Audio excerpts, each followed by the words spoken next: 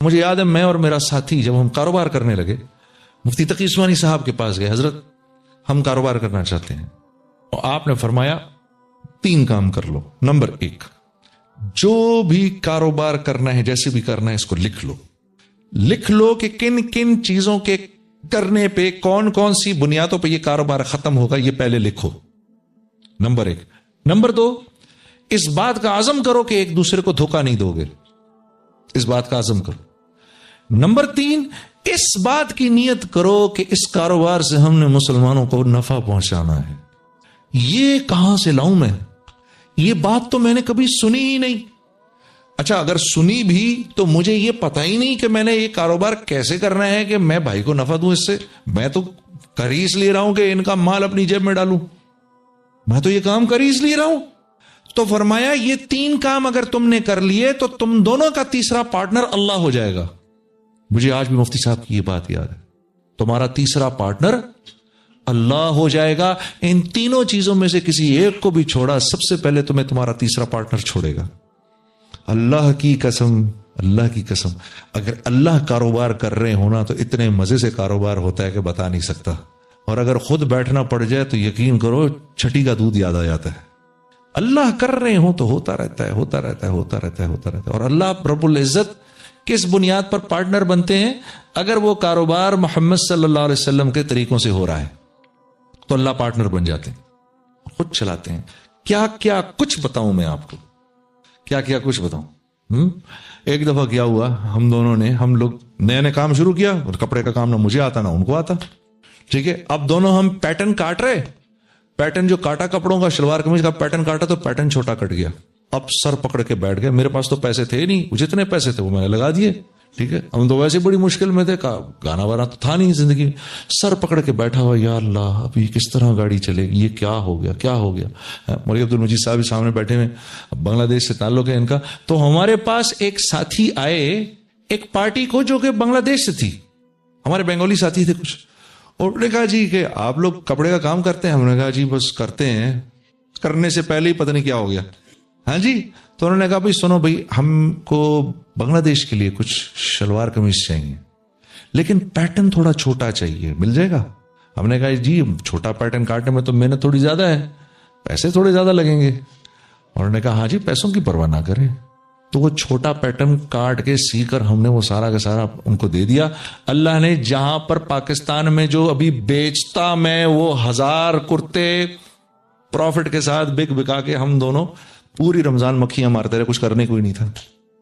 تو جب اللہ پارٹنر بنتے ہیں تو پھر وَمَن يَتَّقِ اللَّهَ يَجْعَل لَّهُ مَخْرَجًا وَيَرْزُقْهُ مِنْ حَيْثُ لَا يَحْتَسِبُ ہو جاتا ہے۔ وَمَن يَتَّقِ اللَّهَ يَجْعَل لَّهُ مِنْ أَمْرِهِ يُسْرًا ہو جاتا ہے پھر۔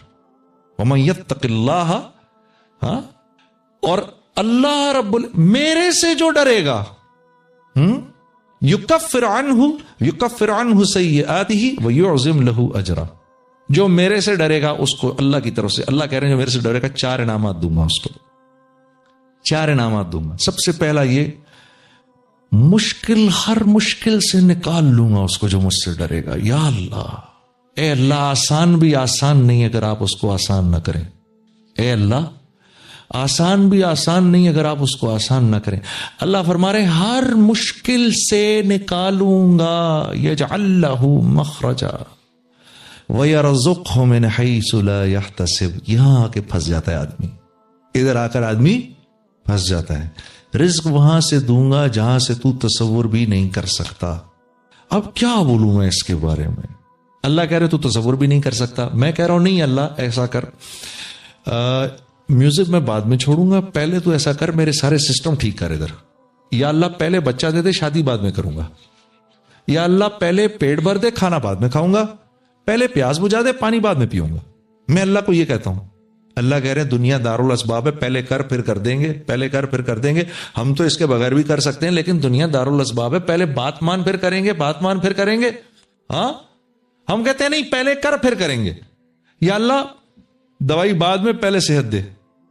ہاں یہ نہیں ہو سکتا، یہ نہیں ہو سکتا۔ ہاں یہ دنیا ویسے نہیں چلے گی جیسا میں چاہتا ہوں، 6 ارب مل کر یہ کہیں کہ آج کے بعد ہم نے اللہ کی بات نہیں ماننی تو اللہ کی عزت میں اتنی سی کمی نہیں کر سکتے. 6 ارب مل کر کہیں آج کے بعد ہم نے اللہ ہی کی ماننی ہے تو اللہ کی بادشاہت میں اتنا سا اضافہ بھی نہیں ہو سکتا. وہ تو ورا الورا ہے، غنی ہے، مستغنی ہے ہم سب سے. ہاں، اللہ غنی وانتم الفقراء، اللہ غنی وانتم الفقراء. فقیر تو ہم ہیں.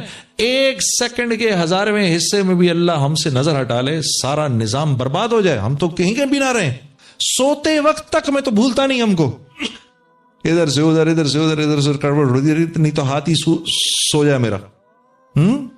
کبھی ادھر کبھی ادھر، کبھی ادھر کبھی ادھر. 1 سیکنڈ کے لیے غافل نہیں ہوتا.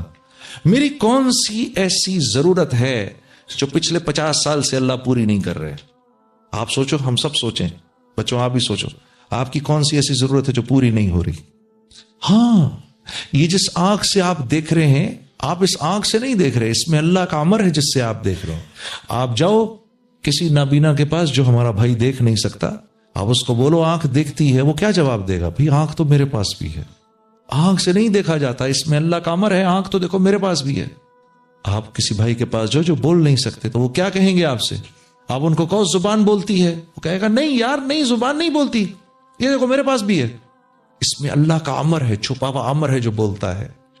ہاں، آپ جاؤ جا کے کسی کو کہو کان سنتے ہیں، وہ کہے گا نہیں، یہ ٹیلی فون تو میرے بھی لگے ہوئے ہیں لیکن بند ہیں سارے، یہ نہیں سنتے. اس میں اللہ کا امر ہے جو سنواتا ہے. اسی طرح انسان کے اندر جو روح ہے یہ اللہ کا امر ہے.